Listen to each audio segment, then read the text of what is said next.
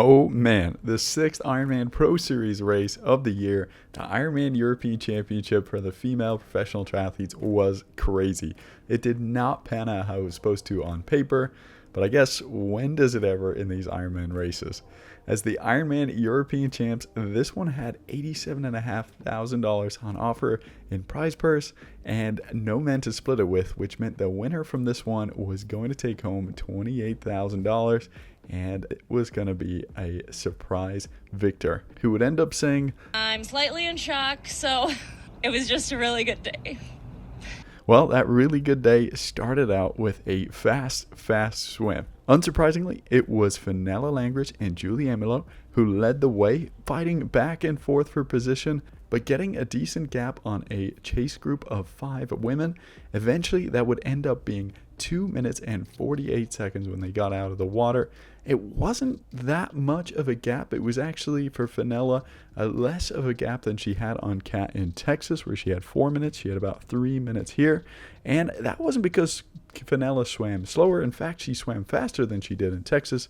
It just seemed that it was a really fast swim course, which Kat took advantage of, and that she was in a really good group.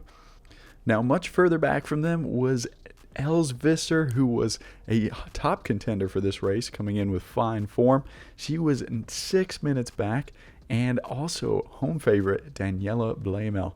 The two of them had a lot to catch up on, but we know that they have two of the strongest bike legs, so it wasn't all over for them by then. Now, moving out onto the bike. Well, actually, first, it was the extremely long transition that Hamburg is known for. Fenella did say in the pre-race that she wanted to do the unexpected, and that started with a fast transition and going out onto the bike course, hoping to increase that lead that she gotten from the swim. However, Kat was pretty close with that 3 minutes down, and in Texas they did have the same bike split. However, Kat did have a 5-minute penalty there, so it seemed like Fenella would have to do something better on this bike course. Plus, Kat always is known to have a better run than Fenella, so it would take something unexpected and special here on the bike for her. Now, as it started out, Julie Emilo, who had a fantastic swim, continued with a fantastic bike ride. She was competing in her first full distance race, and she held on to Fenella for quite a long time. Now, not long into the race, and Fenella got an advantage over Kat as Kat's front bottle fell off. Well, actually, the mount for the bottle did, and she struggled for quite a while trying to figure out what to do with it. She didn't dispose of it in the trash, which was next to her, and she couldn't put it down her race suit because of the new rule that doesn't allow anything down the front of the suit. So that meant she lost touch with the group she was in that included Maya Stage-Nielsen and Jackie Herring. So one thing's for sure, I'm in trouble because it is my fault. It's not the bike. It'll be a mechanical thing. It won't be the bike braking. It'll be mechanics. However, it didn't take long for Kat to catch back up to that group and push to the front, and despite the fact that they had the larger group, it was actually Fenella and Julie who were gaining time on them, eventually gaining up to 4.5 minutes to 5 minutes on Kat at the back of that group. Eventually, though, that would start to change as Kat started to push the pace with Els Visser and Sarah Sfanks, as well as Daniela Blamel, who had managed to catch up all of that gap from the swim. Els was looking great there, often taking turns at the front. However, out of nowhere, Sarah Sfanks seemed to miss the fact that there was a U-turn coming up and wasn't able to brake in time and slammed right into Els. She took quite a nasty fall, while Els somehow managed to stay upright. However, it clearly wasn't going to be her day, because despite that, and despite all the work she'd done to get to the front of this bike, she picked up a puncture at the worst time possible with only about 30 kilometers to go. She was looking in a great spot in this race because Kat Matthews had actually just gotten disqualified for overtaking in a no passing zone. It was a mistake that she fully admitted to. She said she saw the flashing red lights from the race ranger and got into overtake mode and clearly made an error. But kudos to her. She appraised the officials out there, and she was back out on course cheering the women during the run. So another tough result for Kat this year, and this will really hamper her chances at the Ironman Pro Series. But back to Els, because she suffered with this puncture for quite some time. She ended up losing almost 9 minutes and came down into transition 11 minutes back on Fenella.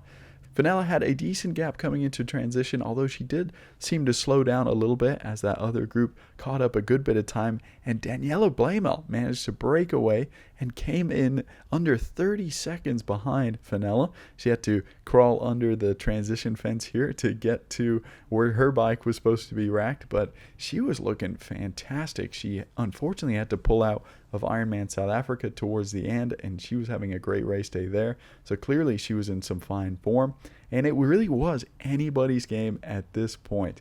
Jackie Herring was the complete wild card here, as she hadn't raced a full Ironman for 9 years since becoming a mother of 2. She said that was hard enough at the time. She didn't need to do anything harder like an Ironman. But she said now that the kids are older, she needed something harder again, and she's back doing these Ironmans.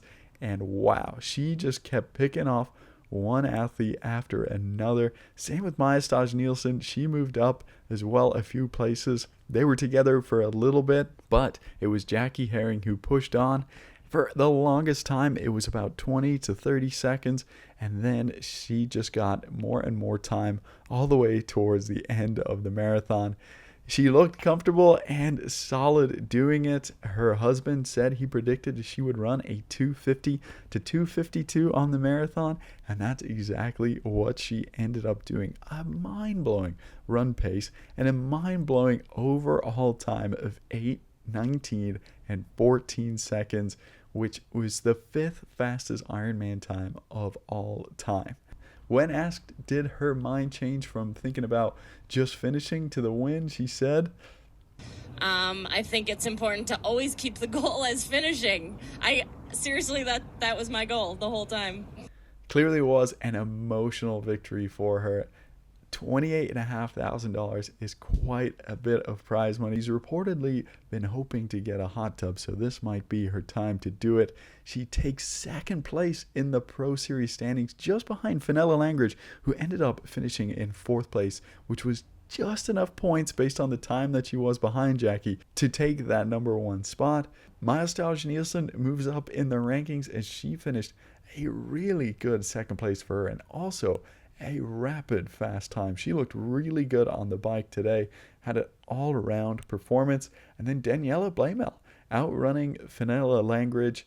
Unbelievable bike here from her, and she'll definitely be one to keep an eye out for in Nice, as that is one tough bike course and suits someone like her. But Jackie Herring really takes all the headlines here and shows herself as a top competitor for this Pro Series. She's got 2 decent results at the 70.3, and now she's just got 2 more good Ironmans, 1 more besides the Nice World Championships, and then also 70.3 Worlds. Can't wait to see more of her. The 39-year-old is flying. Thanks for watching, everybody. We'll see you in the next one. And remember, if you become a channel member, you'll get access to these videos sooner.